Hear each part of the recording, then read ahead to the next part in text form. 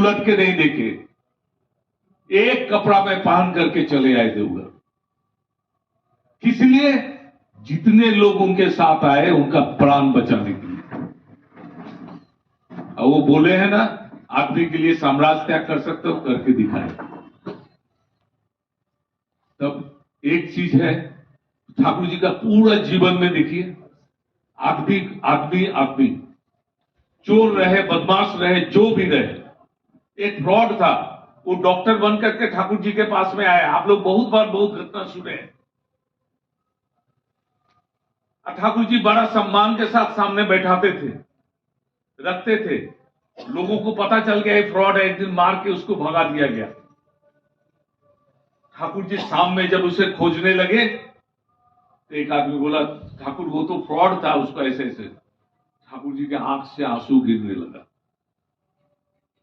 क्या तुम लोग हमें इतना बेवकूफ समझते हो? हम एक आदमी को जिसको तुम समझ सकते हो हम नहीं समझ सकते? क्या है, मैं तो कोशिश कर रहा था, परमपिता ये मुझे मौका दिए तो उसको ठीक करने का, तुमने हमें वंचित कर दिया परमपिता की इस दया से। ये है ठाकुर का प्रेम। मेरे जीवन में वैसा प्रेम आया है। किसी का कोई गलती देखते के साथ देख लेते हैं, नहीं नहीं, प्रदीप दत्त को हम देखे हैं वहां पर वो प्याज वाला झालमुड़ी खा रहे थे, तो मैं पूजा क्या कर रहा हूं? पूजा मतलब पू मैंने वृद्धि, जा मैंने गुण।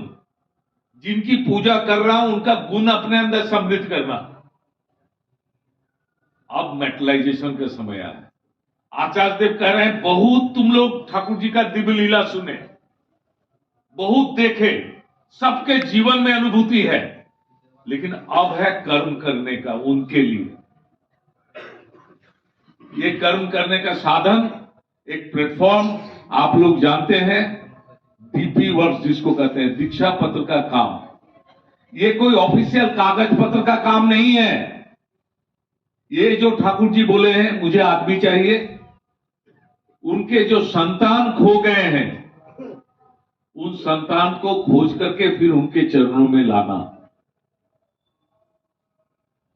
देखिए जा करके लोग छटपट कर रहे हैं, आपके प्रति जीवन भर ऋणी हो जाएंगे यदि फिर से उसको इष्टमुखी ले आएंगे तो।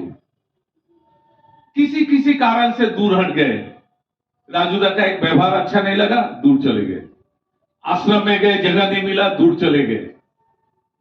यह बहुत झंझट है, रोज रोज पूजा करना है, महीना में एक दिन पूजा करेंगे, आलस प्रवृत्ति के कारण दूर चले गए।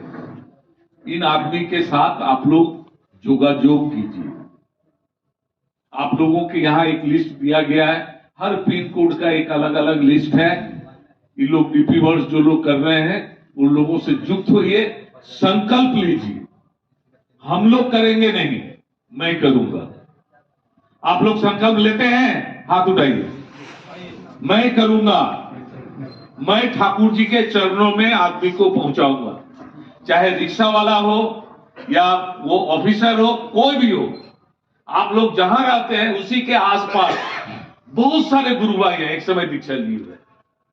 हो सकता है आप जाएंगे, दरवाजा बंद कर देगा, ठाकुर जी को देख करके मुस्कुराइए, ठाकुर आपके लिए ये अपमान नहीं सहन किया, फिर दोबारा जाइए। कैसे जानते हैं? एक बच्चा छत पर टहल रहा है, खुला हुआ छत है, मां मना करती है किनारे मत जाओ, थोड़ा देर में फिर उधर जाने लगता है, फिर मां मना करती है, फिर उधर जाता है, फिर गुस्सा के बोलती है जाओ तुमको जहां जाना, लेकिन देखते रहती है, जहां किनारे पहुंचता है जाके खींच के बचा लेती है। ऐसे आदमी को बचाना है। प्रवृत्ति के खिंचाव में वो जा रहा है, गिर रहा है, लेकिन उसको जाकर के हमको खींच के लाना है। आप लोग इसको कोई ऑफिशियल या इस तरह का काम नहीं, एकदम मेरा काम है। रोज ठाकुर जी के पास आकर के फोटो नहीं समझेंगे, ठाकुर जी मैंने आपके लिए किया। करना कैसा होगा? घर में हम लोग करेंगे नहीं। रत्नाकर डकैती करते थे, जब उसे पूछा गया डकैती किसके लिए करते हो? घर परिवार के लिए करते हैं। उसे जाके पूछो तो तुम जो पाप अर्जन करोगे वो लोग क्या लेंगे तुम्हारे पाप को? कोई भी राजी नहीं हुआ। उसी तरह से पुण्य का भी फल शेयर नहीं होता है। मां अपना पुण्य अर्जन करेगी, पिता अपना पुण्य अर्जन करेंगे, बच्चे अपना पुण्य अर्जन करेगी, बच्चा अपना पुण्य अर्जन करेगा।